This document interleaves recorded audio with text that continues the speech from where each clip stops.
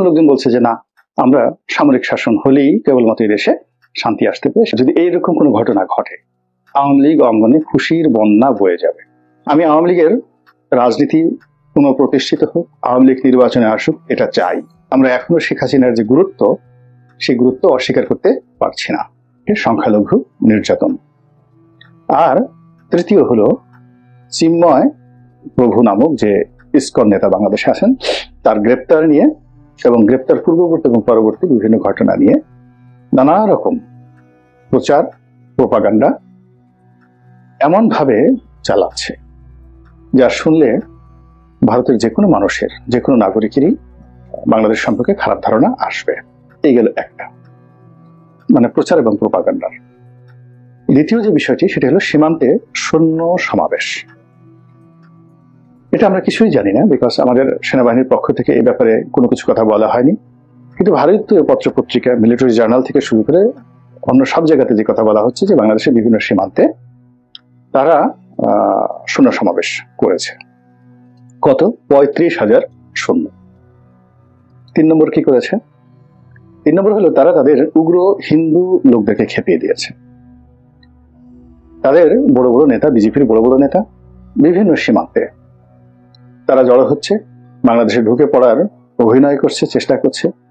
BSF এর সঙ্গে, মানে ভারতীয় সিকিউরিটি ফোর্সের সঙ্গে তাদের ধাক্কাধাক্কি হচ্ছে, এবং এই সকল বিষয়াদি আবার তারা পত্রপত্রিকার মাধ্যমে, মাল্টিমিডিয়ার মাধ্যমে সারা দুনিয়াতে ছড়িয়ে দিচ্ছে।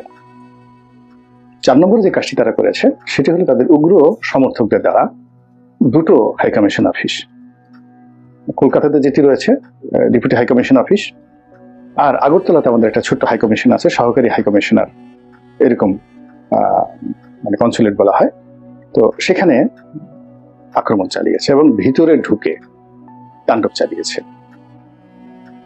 এবং এগুলো নিয়ে সংগতের কারণে আমাদের বাংলাদেশের মধ্যে ব্যাপক উত্তেজনা, এবং আমাদের যে রাজনৈতিক বিভেদ এবং বিসংবাদ ছিল, এগুলো বাদ দিয়ে, ইউনূস সরকারের ব্যর্থতাকে বাদ দিয়ে, নির্বাচনকে বাদ দিয়ে, এখন চলমান সংস্কারকে বাদ দিয়ে এখন আমরা শুধু সবাই ভারতকে নিয়ে ব্যস্ত হয়ে পড়েছি।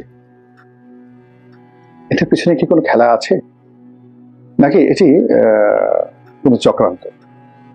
এটি কি শেখ হাসিনার পক্ষে করা হচ্ছে, না বিরুদ্ধে করা হচ্ছে, নাকি ডক্টর মোহাম্মদ ইউনূসের পক্ষে করা হয়েছে? এটা নিয়ে আমি কথা বলবো। প্রথমত হলো যে এই ঘটনার প্রেক্ষিতে পলায়নে ছাড়েন ডক্টর মোহাম্মদ ইউনূস। তিনি একটা ঐক্যের ডাক দিলেন এবং রাজনৈতিক দলগুলোর সঙ্গে তিনি আলাদা আলাদাভাবে বৈঠক করেছেন, একত্র বৈঠক করেছেন। তাদের সবাইকে নিয়ে তিনি একটি বৈঠক করলেন এবং সেখানে সবাই গেলেন, বক্তব্য দিলেন এবং অত্যন্ত খোলামেলা এবং ফ্রেন্ডলি পরিবেশে সবাই বক্তব্য দিলেন। এবং ডক্টর মোহাম্মদ ইউনূস যাকে বলে অত্যন্ত কনফিডেন্ট নিয়ে দিক নির্দেশনামূলক যে বক্তব্য দিলেন, তাতে মনে হয়নি আমার ওনার বডি ল্যাঙ্গুয়েজে যে ভারতের পক্ষ থেকে তার জন্য কোনো হুমকি আছে, অথবা ভারত এই মুহূর্তে যা কিছু করছে এটি তার বিরুদ্ধে করা হচ্ছে। বরং তিনি যে সাবলীল ভাবে কথা বলেছেন, আপনি গিয়ে দেখুন যে এই সর্বদলীয় যে ঐক্য, এই ঐক্যর বৈঠকে তিনি যে সকল কথাবার্তা বলছেন, তার বডি ল্যাঙ্গুয়েজ দেখেন, তার মুখের ভাষা দেখেন, এবং তিনি যে সকল শব্দ ব্যবহার করেছেন, এটার মধ্যে তার যে আত্মবিশ্বাস এবং এটার মধ্যে তার যে ম্যাটিকুলাস, এবং তিনি যে কথাগুলো বলেছেন তার সঙ্গে আপনি তার যে অরিজিনাল চরিত্র, তিনি যখন শেখ হাসিনার জামানাতে ভীত সন্ত্রস্ত হয়ে পড়েছিলেন, তিনি অনেকদিন প্রেসের সামনে কোনো কথা বলেননি। একেবারে শেষের দিকে এসে টুকটাক কিছু কথাবার্তা বলেছেন, তখন তার যে হতাশা ফুটে উঠেছে, সেটার দিকে একবার চিন্তা করুন। তারপর এক সাংবাদিকের সঙ্গে তিনি বৈঠক করেছিলেন দেশে বা দেশের বাইরে, যখন তিনি রাগ হয়ে রিসেট বাটনের কথা বলেছিলেন, ওটা হলো তার অরিজিনাল, তার যে ফ্রাস্ট্রেশনের চরিত্র। তিনি যদি ফ্রাস্ট্রেটেড হয়ে যেতেন, ভয় পেতেন, আতঙ্কগ্রস্ত হতেন, তাহলে ওই যে শেখ হাসিনার জমানাতে যেভাবে তিনি কথা বলতেন, অথবা ওই যে সাংবাদিকের সঙ্গে রাগ হয়ে তিনি যেভাবে রিসেট বাটনে চাপ দেওয়ার কথা বলেছেন, কিংবা হিন্দু পত্রিকার সাথে তিনি যে সাক্ষাৎকার দিয়েছেন, এগুলো হলো তার রাগ, ক্ষোভ, ক্রোধের বহির্প্রকাশ। তো ভারতের আক্রমণ করবে, সার্জিক্যাল স্ট্রাইক করবে, সমস্ত ভারতীয় মিডিয়া যেভাবে ভয় দেখাচ্ছে, তাতে তো ডক্টর মোহাম্মদ ইউনূসের যে 85-86 বছর বয়স, তিনি মেন্টালি ভীষণ রকম ডিপ্রেসড হওয়ার কথা, তার হাত পা কাঁপার কথা। এবং আপনি দেখেন শেখ হাসিনার মতো এত স্ট্রং মানুষ, তিনি কথায় কথায় কাঁপতেন। শেষের দিক তিনি যখন ভয় পেয়ে গিয়েছিলেন, মেট্রো রেল পুড়িয়ে দিল, তিনি কিন্তু মেট্রো রেলের জন্য কাঁদেননি, ভয় কেঁদেছেন। এবং তিনি কথা বলতে গিয়ে কখনোই হতাশা হয়নি, কিন্তু তার কয়েকটি ভিডিও ক্লিপে দেখবেন যে তিনি শেষের দিকে তার গলা শুকিয়ে গিয়েছিল।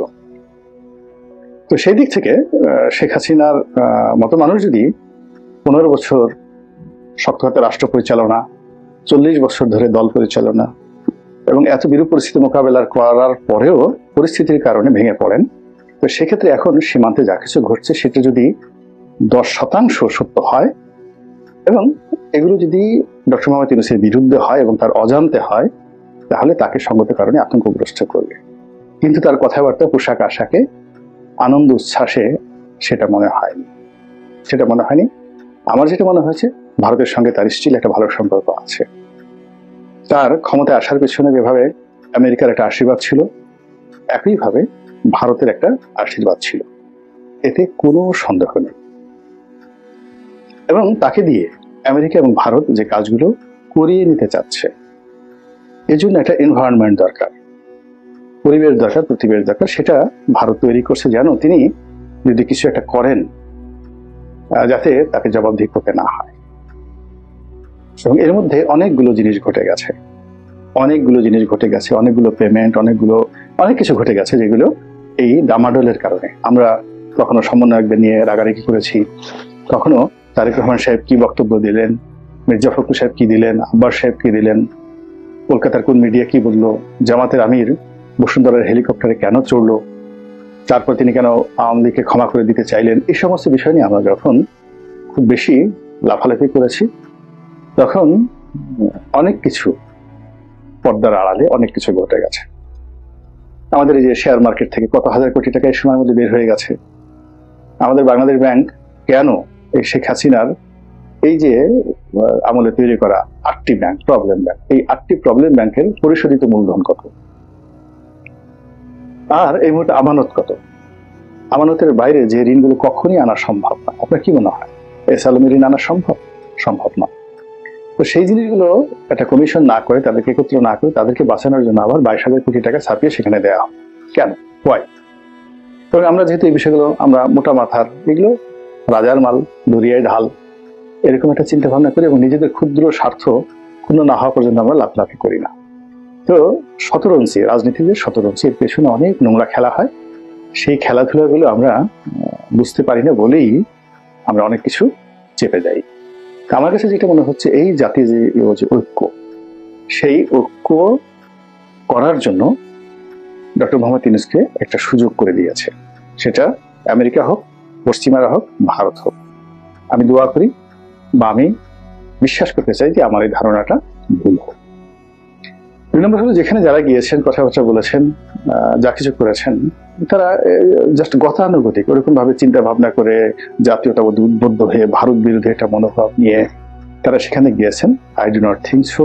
ওখানে হাতে গোনা 2-1 লোক ছাড়া প্রায় সবাই যারা ক্ষমতায় যেতে চায় তারা সবাই ভারতের বি টিম, এবং যারা ভারতের বি টিম নন তারা ভারতকে ছাপাতে চান, সুসম্পর্ক রাখতে চান, ইনক্লুডিং ডক্টর মোহাম্মদ ইউনূস। তো ডক্টর মোহাম্মদ ইউনূস ভারতের সাথে সম্পর্ক চান, তারপরে জামাত ভারতের সাথে সম্পর্ক চান, বিএনপি সম্পর্ক চান, জাতীয় পার্টি চান। তাহলে বাকি রইল কারা? জুনায়েদ সাকি রইল, ববি হাজ্জাজ রইল, ভিপি নুরুর রইল, ভিপি নুরুর আর একটা যে পার্ট আছে রেজা কিবরিয়া, তাদের দল রইল, তারপরে এবি পার্টি যেটা জামাতের যে একটা আর একটা ওখান থেকে বের হয়ে যাওয়ার একটা দল হয়েছে, এবি পার্টির মঞ্জুর সাহেব তারা রইল। এখন এই মানুষগুলো তারা ভারত বিরোধিতা করলে ভারতের কি আসে যায়? জনগণের কি আসে যায়? না করলেই বা কার কি আসে যায়? তাহলে এই যে এরকম এত বড় একটা ফলাও করে প্রচার হলো, এবং আমরা গতকাল থেকে আজকে পর্যন্ত খুব খুশি। বিরাট একটা লং মার্চ হবে, আমরা সর্বদলীয় লোকজন, কোটি কোটি মানুষ একত্র হয়ে এই রাজনৈতিক নেতাদের নেতৃত্বে ডক্টর মোহাম্মদ ইউনূসের আহ্বানে সীমান্তে ছুটে যাব এবং ভারতীয় জনগণকে দেখিয়ে দেবো যে আমরা কি করতে পারি। এটা কি সম্ভব? নো, একেবারে অসম্ভব। দ্বিতীয়ত, ভারত যে কাজগুলো করছে, যদি আমরা প্র্যাকটিক্যাল কাউন্ট করি, তারা প্রচার করছে। আপনার কি মনে হয় ভারতের যারা যেভাবে প্রচার করছে, ইনক্লুডিং ডক্টর ইউনূস থেকে শুরু করে তার ওখানে যারা গেছেন, তারা কেউ ওই ধরনের প্রচার এবং প্রোপাগান্ডার জবাব দিবেন, জবাব দেওয়ার যোগ্যতা রাখেন, আর জবাব দেওয়ার মতো প্ল্যাটফর্ম তাদের আছে? নেই। যদি ভারতীয় মিডিয়ার বিরুদ্ধে যেতে হয়, তাহলে আপনার তো লাগবে মিডিয়া ব্যক্তিত্বদেরকে, পার্সোনালিটিদেরকে, যারা এইগুলো কন্টেন্ট তৈরি করেন এবং ওই কন্টেন্টগুলো উপস্থাপনা করে মূলধারার গণমাধ্যম থেকে শুরু করে ইউটিউব থেকে শুরু করে ফেসবুকে যারা প্রচুর কোটি কোটি লোক যাদের রয়েছে, মিলিয়ন মিলিয়ন যাদের সাবস্ক্রাইবার রয়েছে, তারা এখানে প্রচারণার জবাব দিতে পারেন। ওখানে পলিটিক্যাল যারা লোকজন আছেন, তাদের বাংলাদেশে বসে আমরা যদি ভারতকে গালি দিতে দিতে দিতে রক্তবমি করে ফেলি, ভারতের দিল্লি তো দূরের কথা, কলকাতাতে একটা কাকও ডেকে উঠবে না, শালিকও নড়াচড়া করবে না। এই হলো অবস্থা। তো তাদেরকে খেপানোর জন্য বিকজ আমাদের মিডিয়ার সাহায্য দরকার। এখন মিডিয়াতে কি সরকারের কোনো বন্ধু আছে? মিডিয়াতে কি সরকারের এমন কেউ আছে যে কিনা ওইভাবে কাউন্টার দিতে পারে? তাদের সঙ্গে সরকারের কোনো সংযোগ আছে? নেই। ফলে কি হলো, প্রচার এবং প্রোপাগান্ডার যে জায়গাটাতে এটি অশ্বডিম্ব, এই সম্মেলনটা অশ্বডিম্ব। 2 নম্বরে যদি ধরেন যে তারা শূন্য সমাবেশ ঘটিয়েছে, এটা জবাব দিতে হবে কিভাবে? শূন্য সমাবেশ ঘটিয়ে এখন ডক্টর মোহাম্মদ ইউনূসের কথায়, রাজনীতিবিদদের কথায় আমাদের ক্যান্টনমেন্ট থেকে 35,000 সৈন্য বা 40,000 সৈন্য বিভিন্ন জায়গা থেকে আমরা মোতায়েন করবো, আমরা ওদের মতো কামান মোতায়েন করবো এবং সেই দৃশ্য সব জায়গায় আসবে। Is it possible? কি মনে হয়? বা এটা এই সরকারের পক্ষে এটা সম্ভব? ফলে এখানেও ফলাফল শূন্য।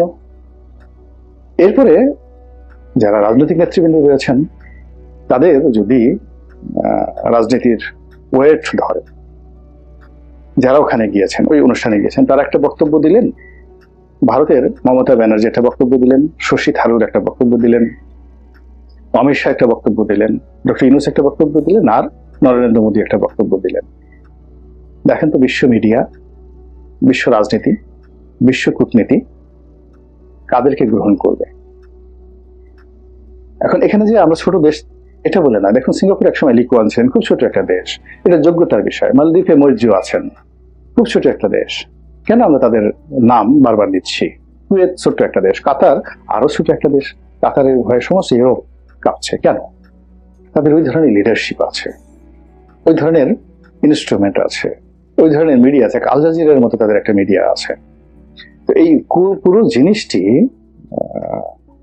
না করে যদি এইভাবে সম্মেলন করা হয়, 1টা 2টো 3টা ডজন এভরিডে করা হয়, পরিস্থিতির উন্নয়ন হবে না, শুধু খেলাধুলা হবে।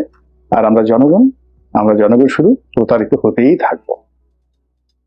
আশা করি আপনারা বুঝতে পেরেছেন। আল্লাহ আমাদের সবাইকে হেদায়েত দান করুন এবং হেফাজত করুন। আসসালামু আলাইকুম ওয়া রাহমাতুল্লাহি ওয়া বারাকাতুহু।